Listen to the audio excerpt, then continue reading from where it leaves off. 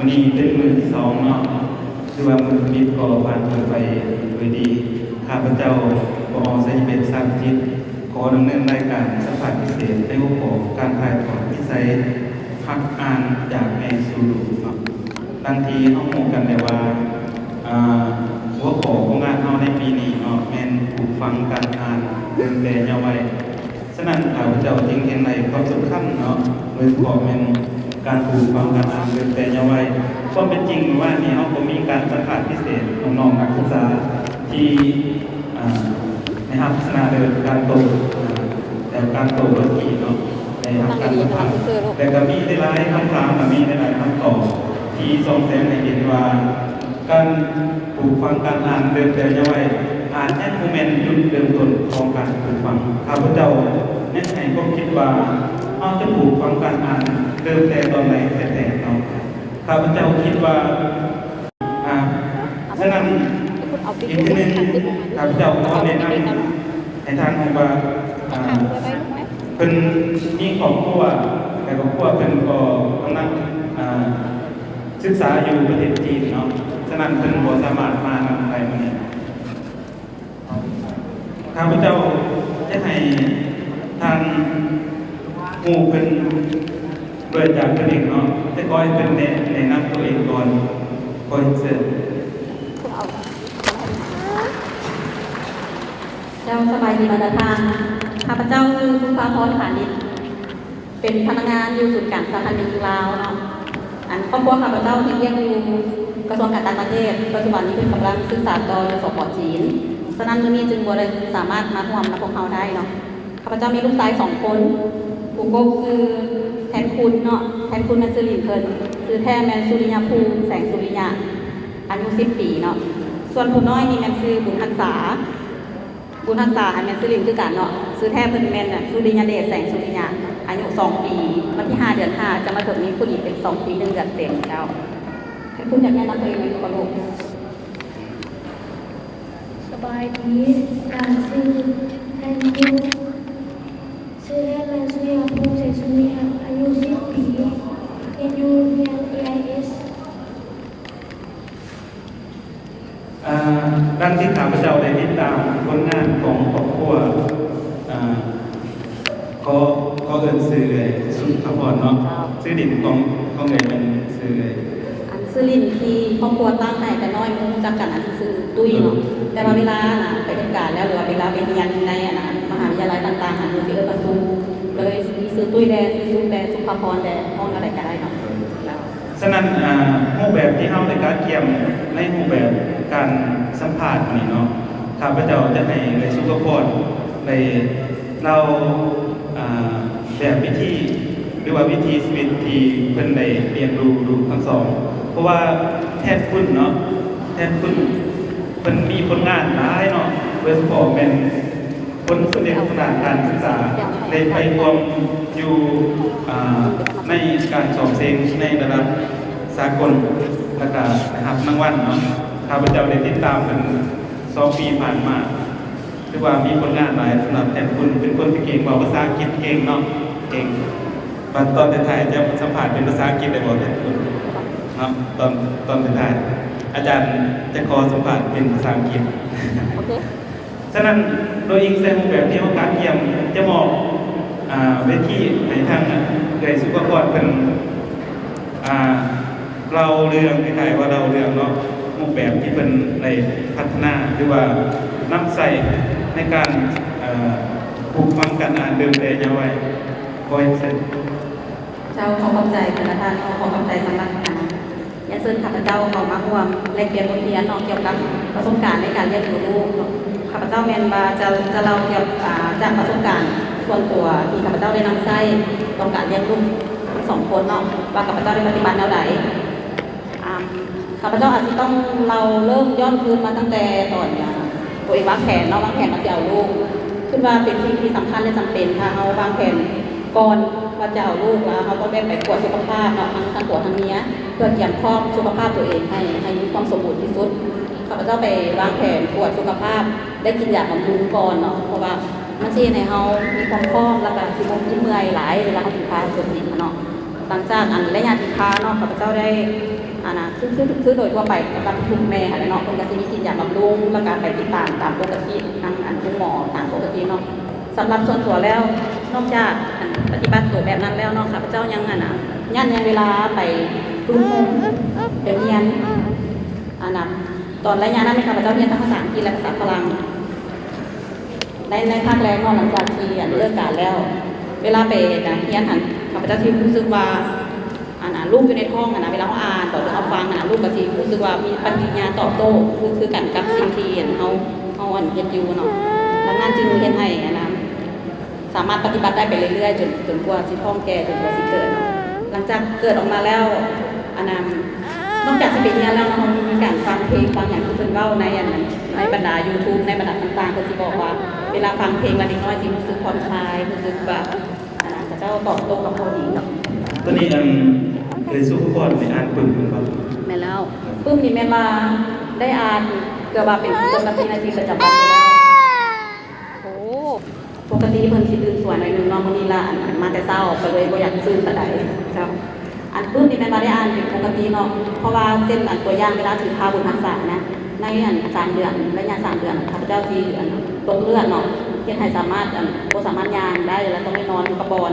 ฉะนั้นระยะนั้นหันไปว่าใช้เวลาอ่านขึ้นของค่อนข้างหลายอ่านเรื่องต่างๆที่เขาผ่อนคลายแล้วกันมันสามารถเห็นเขาอยู่กับสิ่งนั้นได้เนาะเพราะว่าเวลาเขาย่างสิมันจะสิบ่สะดวกระยะนั้นต้องไปรักษาลูกไว้เนาะก็เลยได้ชื่อที่มาของบุญทักษะเนาะย้อนว่าคันแม่เราเป็นที่อยู่ของเขาเรารวมกัน2 คนเนี่ยตอนนั้นครอบครัวกับไปประจำการดังนั้นก็เลยพากันออนไลน์มาลุ้นกันว่าบ่แน่ใจว่าสิได้ลูกบ่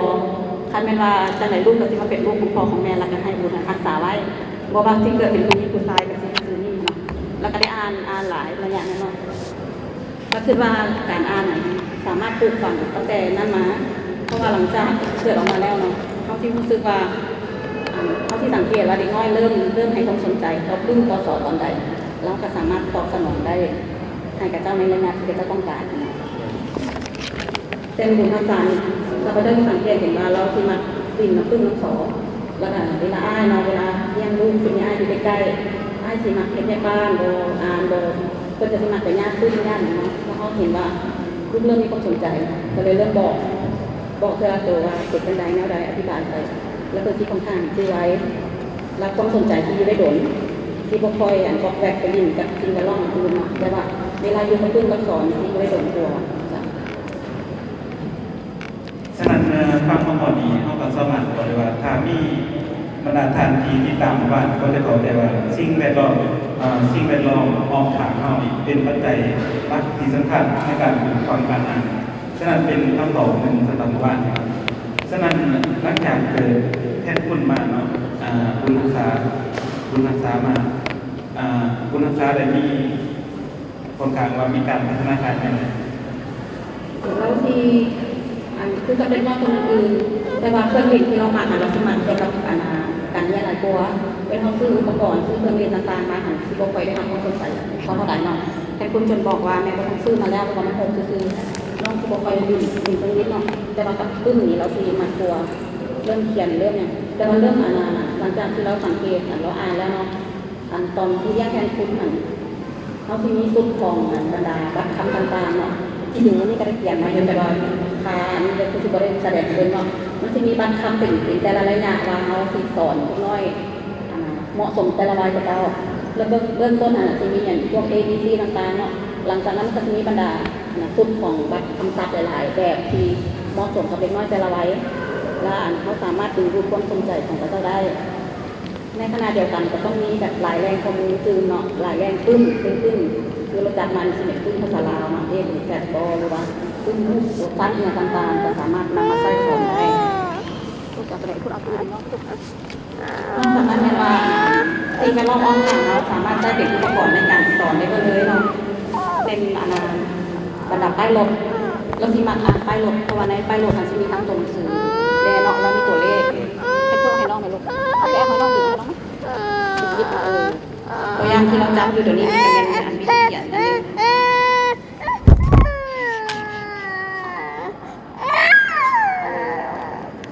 มีการลงคน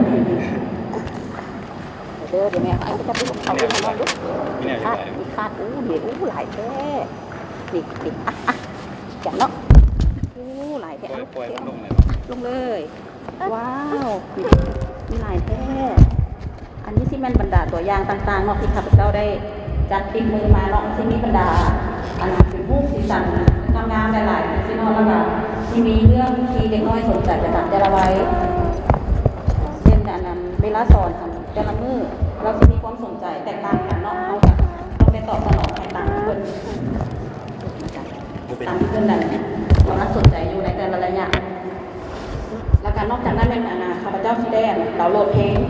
สำหรับเด็กน้อยเนาะเวลาเรานอนหรือว่าเวลาเราแบบดินปื้มดินสอนสินะสิเปิดให้เราฟังไปนั้นเราเด็กน้อยที่สามารถจื้อได้จากสิ่งที่เราได้ฟังนั้นโดยเฉพาะแม่นสำเนียงเสียงว่าวเนาะบรรดาท่านอาจจะสังเกตว่าอยู่ใน Facebook ที่ข้าพเจ้าเอาคลิปลงกันเนาะจุดประสงค์แม่นว่าสิเอาให้เราเบิ่งมาตอนเราใหญ่ว่าเรามีพัฒนาการแนวใดเนาะเสียงของเราที่ออกได้ค่อนข้างแจ้งคือกับเสียงเพลงที่เราฟังอันนี้มันที่สามารถซอยได้คือเนาะเราเวลาอ่านเราก็จะจื้อเสียงจากอยู่ใน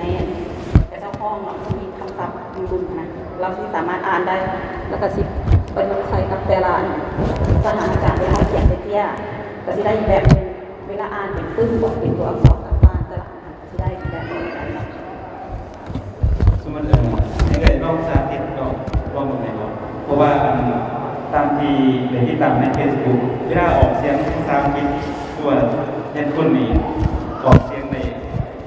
ดีเนาะเรื่องการออกเสียงสมมติว่าสมมติหรือว่าจะไปตามเสียงแบบออริจินอลเนาะ อันนั้นค่ะแล้วคือเราได้มาจากเวลาเราฟังพอเวลาแม่เรียนกับบริเรียนจะน้อยเนาะภาษาอังกฤษนะส่วนใหญ่แม่เรียนจากการเรียนเสียงของแม่นี่ก็สิบ่สามารถสอนลูกให้ได้ออกมาแบบนั้นเนาะแต่ว่าเราที่ดูจากเวลาเราฟังหลายตัวสิลองเบิ่งถามเบิ่งว่าเราสิตอบบ่มื้อนี้เพราะว่าบ่แน่ใจว่าเพิ่นสิให้ความร่วมมือบ่อันนี้เป็นหยังลูกมันรู้เป็นหยังตัวอย่างนี้บุญทักษะประธานลูกตัวอย่างลูกรู้ไหมรู้อันนี้มีหยังแดอันนี้มีหยังลูกมึงดูไม่หยังแม่นบ่มึงดูเท่นมึงดูว่ามึงดูบ่ให้ความร่วมมือซ้ำเนาะเนี่ยล่ะปกติแม่นว่าเราสิมีเวลาเรียนแม่นตอนเราหลังจากเราตื่นนอนใหม่ๆเราสิค่อนข้างอารมณ์ดีแล้วก็อยากให้เฮาสอนถ้าเฮาสังเกตเห็นว่าระยะใดที่ลูกกำลังให้ความสนใจเฮาต้องได้ปาเรียนยืนก่อนมาให้ความสนใจกับลูกแล้วก็ให้เราพอก่อนแล้วจะไปคันสมมุติว่าแต่งกินอยู่หรือว่าเฮ็ดเรียนอยู่ก็สิได้วางก่อนเพราะว่าคันถามว่าแม่แล้วก่อนจะค่อยมาถามนึงเด้อสินะความสนใจเราก็สิไปแล้วระยะนั้นเฮาก็สิบ่สามารถเฮ็ดให้ได้ตามที่สิ่งที่เฮาสอนเราเดี๋ยวนี้เพิ่นกำลังสนใจอ่านอยู่แล้วคันเฮามีเวลาเฮาต้องได้อยู่นำเพิ่นสำคัญแม่นว่าข้าพเจ้าสิบ่ค่อยติเรื่องเทคโนโลยีปานใดบางเทื่อตัวเองเฮ็ดคอมอยู่เนาะพิมพ์เปียกอยู่คันเรามาสนใจเรามาซี่มาอ่านนำเฮาก็สิได้ไปเปิดแล้วก็ให้เราไปอ่านในสิ่งที่เราสนใจอยู่หั่นพาเราเฮ็ดก่อนแล้วค่อยมาเฮ็ดเวียกตัวเองสิบ่สามารถปาได้ว่าถ้าแม่ก่อนแม่พาอยู่แล้วลูกมาหลังสิบ่ได้ต้องได้ก่อนในสิ่งที่เรียนในขณะที่เราสนใจทางนั้นด้วยกันถ้ามันถึงแบบนี้เวลาเป็นเขามาวนมันยังเอาโบตรงเอาโบตรงเขาต้องให้เขาต้องบอกว่าแม่ค้าเบี้ยออกไปก่อนแล้วจะหน่อยแม่ที่สองหรือว่าในเวลาที่เราอยากเรียนส่วนหลายแม่เขาเลิกการมาใหม่ๆเนาะเขาต้องได้เรียนเครื่องเราต้องได้เปลี่ยนเครื่องนูนจริงๆนะถ้าเราสนใจเรามาต้องได้วางเรียนก่อนคันโบสั้นแล้วให้ลูกไปอาบน้ำก่อนลูกกินข้าวก่อนแล้วลูกค่อยมาเรียนจริงๆมันสิโบแมนกระเจ้าโบได้อยากเรียนรู้ตอนนั้นโบได้ต้องการในตอนนั้นฉะนั้นต้องได้ปักอันอื่นละมาให้ความสนใจก่อนหลังจากเราพอแล้วเราหักสีพาไปอาบน้ำพาไปเองอันนั้นเป็นสิ่งที่ข้าพเจ้าได้เห็นผ่านมาเพราะว่าเล็กหน่อยเปรียบดังสีขาวเนาะฉะนั้นเมื่อเราเอาสิ่งที่ดีเขาควรจะมีแต่สิ่งที่ดีข้าพเจ้าเป็นพยายามศึกษาในเรื่องของทฤษฎีการหักมุมเนาะโดยเฉพาะเป็นการคิดสอนในทฤษฎีของการหักมุมหรือว่าการคิดสอนนี้สำหรับเล็กน้อยแล้วทฤษฎีจะมีรายละเอียดมากเลยเทียบกับตัวอย่างว่า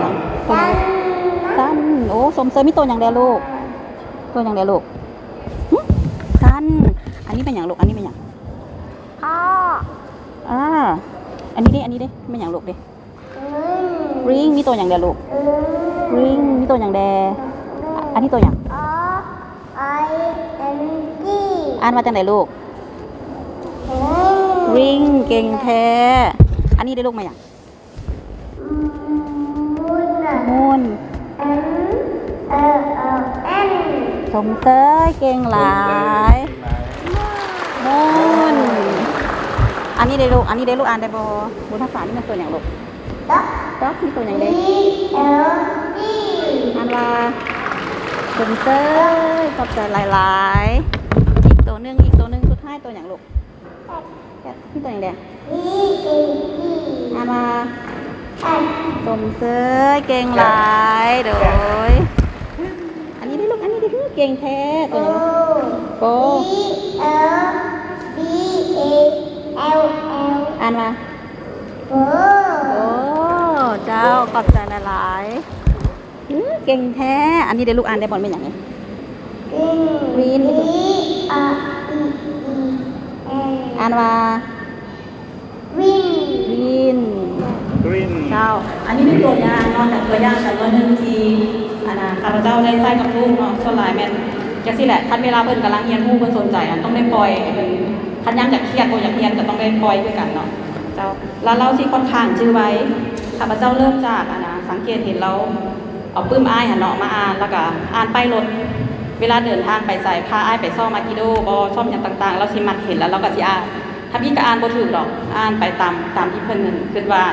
คือปัจจุบันนี้ก็เป็นอ่านโดยที่เห็นตัวใดก็อ่านแล้วก็ฟ้องแต่ละตัวเพราะพยัญชนะมันสิได้ทุกตัวทางภาษาลาวภาษาอังกฤษทางเลขเนาะแต่ว่าเวลาอ่านหั่นจื่อเป็นบางคำส่วนหลายมันบรรดาคำศัพท์ที่ได้อ่านเรื่อยๆเห็นเรื่อยๆเราจื่อเนาะหลักกลนอนเนาะข้าพเจ้าสิใช้วิธีการเอาปึ้มการ์ตูนปึ้มนิทานที่เรามักขึ้นมาแล้วคำใดที่เราอ่านได้ข้าพเจ้าสิหมายวงมนให้เราอ่านเป็นหน้าไปเนาะตัวใดได้คำว่า the can that this is อย่างสินะเราสิได้แล้วข้าพเจ้าสิหมายวงมนไว้ว่าตัวนี้เราอ่านได้เราก็อ่านออกเสียงตัวใดอ่านบ่ได้เราบอกแล้วเราสิค่อนข้างจื่อไปเรื่อยๆเดี๋ยวนี้สามารถอ่านได้เป็นประโยคยาวๆในนิทานปึ้มของเด็กน้อยสำหรับเด็กน้อยเนาะเราสิจะอ่านได้แบบทีละตัวไปได้แล้ว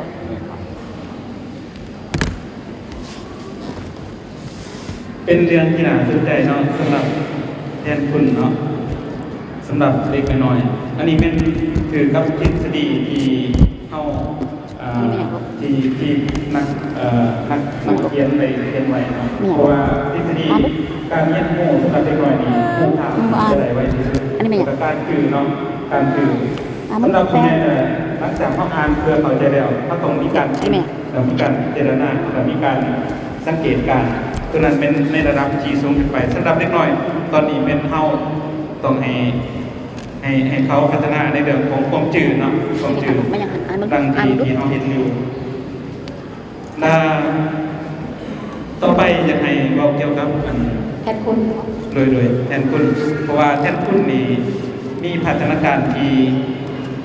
ดีเลยเนาะเพราะว่าเพิ่นได้เข้าร่วมใ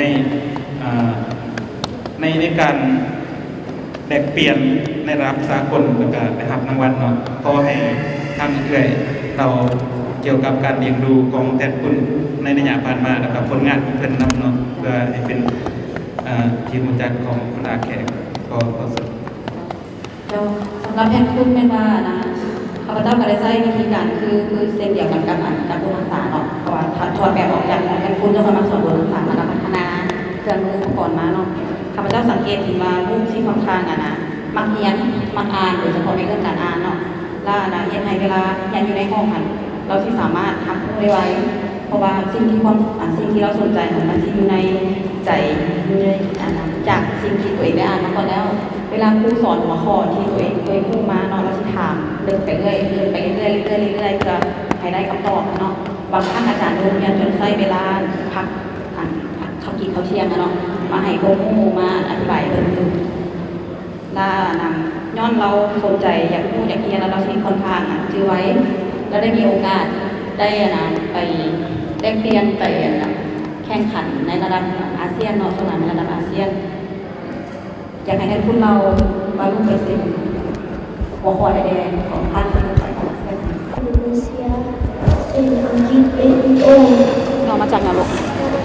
เราเอง English Olympics และประเทศอินโดนีเซียจาการ์ตาบอกจาการ์ตา ISO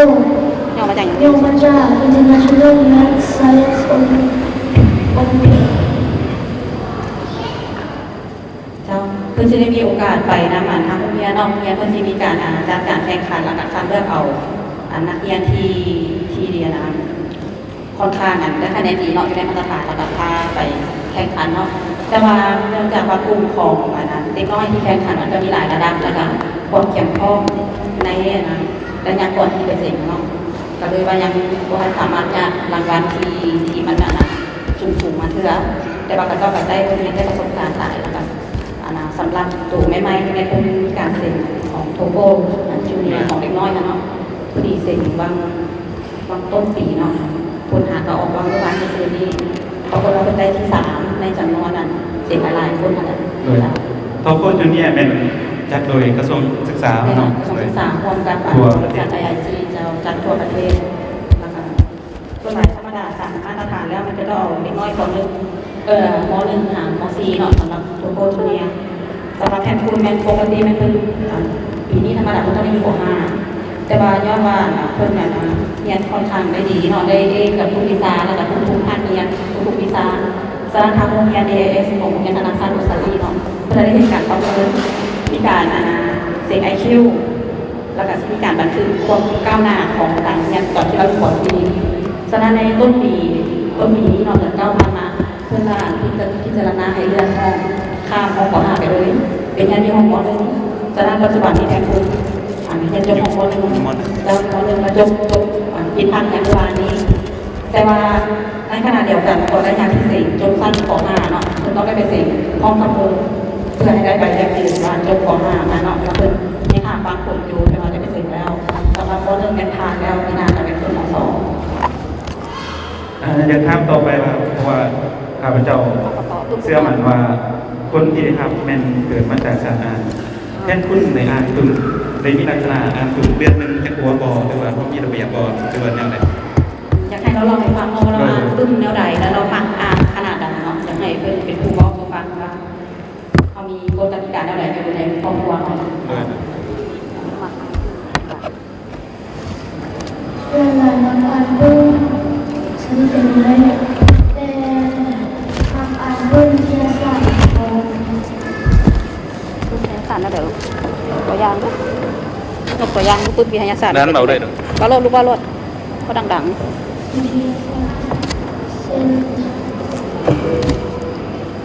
how things work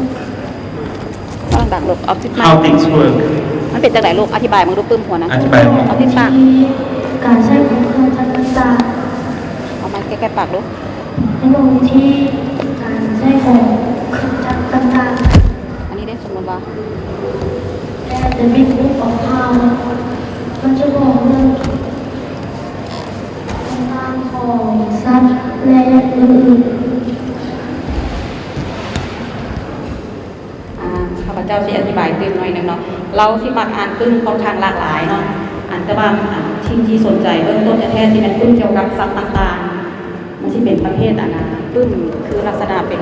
รวมคำศัพท์เกี่ยวกับสัตว์แต่ว่ามีบอกรายละเอียดว่าเกิดอยู่ไสขนาดเท่าใดเห็นอย่างไรเนาะแล้วก็บรรดาตื้นเกี่ยวกับประเทศเกี่ยวกับที่ตั้งของประเทศต่างๆสิเราอันนี้มันเป็นได้จากเชี่ยวชาญที่ไม่ใช่เป็นข้าพเจ้าเนาะเห็นมาเป็นมักละเราไปประเทศออสเตรเลียเราซื้อปืนหัวนี้ส่งมันไปสนีมาให้ปรากฏราคาส่วนมันแพงกว่าค่าปืนที่ไหนเขาแต่เราเห็นว่ามันนั้นเราก็เลยเอามาให้เขานอกจากนั้นเราก็สิมาอ่านปืนบรรดาพวกจะเอิ้นปืนตำนานต่างๆเนาะเพื่อนเป็นมีปืนแทนที่พอเตอร์ว่าสิมาอ่านปืนก่อนลักษณะแบบนี้แต่ว่าเป็นปืนที่เราสนใจเรื่องเองปืนเกี่ยวกับคือเนซี่ของโคโลPercy Jackson เป็นเกี่ยวกับเกี่ยวกับอย่างเกี่ยวกับตำนานของเทพเป็นพื้นตำนานของเทพต่างๆเราจะมาอ่านลักษณะแบบนี้ในเวลาอ่านนี้เนาะถ้าพวกเราสิมีกติกาว่าเวลาเราเสร็จได้ที่1สมมติว่าเนาะสิได้พื้นจักรวาลอยู่บ้านเรานี่แม่สิไปบนในมุมเนาะสิมาซื้อพื้นสมัยเราสิสนใจพื้นพื้นภาษาอังกฤษแล้วก็สิห ให้รางวัลลูกโดยการซื้อปึ้งเพราะว่าเราที่ต้องการปึ้งเนาะหรือว่ายกตัวอย่างเวลาข้าพเจ้าหรือว่าครอบครัวเดินทางไปต่างประเทศเนาะเวลากลับมาต้องมีปึ้งติดมือมาอย่างละหัวเพื่อละหัวบอกันสินะแต่ว่าสิโบได้ซื้อปึ้งเพื่อหลายสิโบได้ซื้อสร้างเป็นตัวทีมเพราะว่าต้องได้เอาปึ้งที่เราสนใจแท้ๆหันเนาะแล้วเพิ่นจะมีเทคนิคว่าเวลาไปเลือกปึ้งต้องเลือกหัวตัวเองอย่างได้ที่สุดขั้นตัวใดที่คิดว่ามันยังบ่ทันนะจำเป็นหรือว่ามันน้อยมันถือนานมาเลยในเวลาข้าพเจ้าเอารวมภาพที่เราอ่านปึ้งสิเห็นว่าเรานั่งอยู่อันนั้นห้างขายปึ้งว่าวันยืนอยู่แล้วก็ใช้เวลาอ่านสแกนปึ้งหรือว่าอ่านขั้นหัวหน่อยก็สิมันอ่านจบไปในห้างเลยโดยเฉพาะเวลาเขาเดินทางก็เลยถ่ายลงเอาปึ้งไปนั่งมันไม่บ้าใช้เวลาอยู่ห้างขายปึ้งส่วนหลายแล้วก็อ่านก็จะซื้อมายังสูงสุดกับ2 หัว 3 หัวก็หลายได้แบบนั้นฉะนั้นมหอดีกับขอขอบใจท่านซุปเปอร์ฟอร์ดเนาะที่ได้ให้ข้อมูลเกี่ยวกับการปลูกฝังการอ่านเป็นแต่ยามวัยเป็นข้อการปลูกฝังการอ่านจากแม่สู่ลูกซึ่งเดิมแต่มีญาติคุณหรือว่ามีบุญหักษาอยู่ในกำลังใน2 เดือนหรือว่ากำลังหูว่าเป็นในน้อยเนาะเป็นพอในมีการดูแลรักษาสุขภาพแล้วก็มีการซื้อปึ้งที่เกี่ยวของแล้วก็มีการอ่านปึ้งที่เกี่ยวของฉะนั้นเท่ากับหูกันเลยว่าปัจจัยสำคัญเนาะปัจจัยสำคัญในการปลูกฝังการอ่านเดิมแต่เยาว์วัยแม่นเฮาเดิมจากสถาบันครอบครัวอาจจะเป็นพ่อแม่เนาะหรือว่าอายเอ่ยน้องข้าพเจ้าก็มีความเชื่อในสิ่งนี้บางคนที่มีอาชีพเป็นครูบ่แล้วก็มีอาชีพที่เป็นทานหมอบ่ก็มีพื้นฐานมาจากครอบครัวที่มักเรียนรู้มักอ่านแล้วก็เป็นหมอหรือว่าเป็นครูมาก่อนเนาะอันนี้ก็เป็นพื้นฐานที่ครอบครัวได้สร้างไว้ดังที่มื้อนี้ได้ซุปเปอร์พอดให้ได้หลายข้อมูลถึงแม้ว่าผู้ที่นั่งอยู่นี่เจ้าบ่ทันมีครอบครัวก็ถือว่าเฮาได้ข้อมูลที่เฮาเตรียมพร้อมเนาะสำหรับตัวข้าพเจ้าก็ยังโสดอยู่ก็ถือว่าได้บทเรียนแล้วก็สิ่งที่ดีเนาะและสำหรับผู้ที่แต่งงานและกำลังจะมีลูกก็ได้ข้อมูลดีๆข้าพเจ้าเชื่อในว่าอันนี้เป็นสิ่งที่ข้าพเจ้าและหลายๆคนอยากรู้คือกันเนาะบางที่เฮามีเราให้อยู่ในกลุ่มแต่ว่าในเวลาเฮามาเล่าสู่กันฟังนี่มันคือว่ามันจะได้ความรู้สึกที่ดีและมันจะได้บทเรียนที่ดีจะได้ข้อมูลที่ดีฉะนั้นมหอดนี้ข้าพเจ้าก็ถือโอกาสนี้ขอบใจทั้งครอบครัวของสุภพรพาณิชย์เนาะที่เสียสละเวลาเข้ามาร่วมสัมภาษณ์พิเศษในงานเทศกาลอาหารสมองครั้งที่2ในปีนี้เนาะเป็นเนี่ยเพิ่นจะขอฝากขอความน้อยหนึ่งเนาะเชิญเลยเจ้า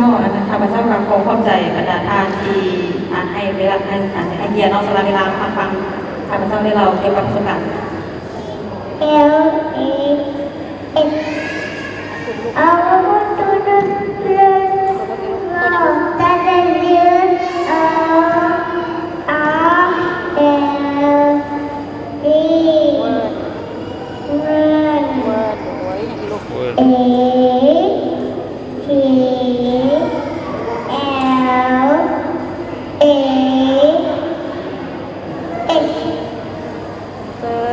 อันนี้เป็นตัวอย่างเนาะเวลาที่อ้ายจำปึ้งหรือว่าอ้ายสงสัยอยู่เวลาเราไปเบิ้งนะอ้ายกับที่มุ่งมาต้องซิ่งให้น้องอ่านมาจากไหนแล้วก็สอนวิธีอ่านคือปึ้งหมดนี้เราจะบอกเคยจำเชื่อบ่เคยมุ่งเนาะแต่ว่าเวลาเห็นแล้วเขาต้องได้ปะคืออ้ายอ่านหนังสืออ้ายยันหนังสือกับปะแล้วก็มาพาน้องเบ้าฉะนั้นเราก็ซีเขียนชื่อเป็นสั้นตื่นเนาะสุดท้ายนี้ค่ะเราอยากขอฝากเกี่ยวกับ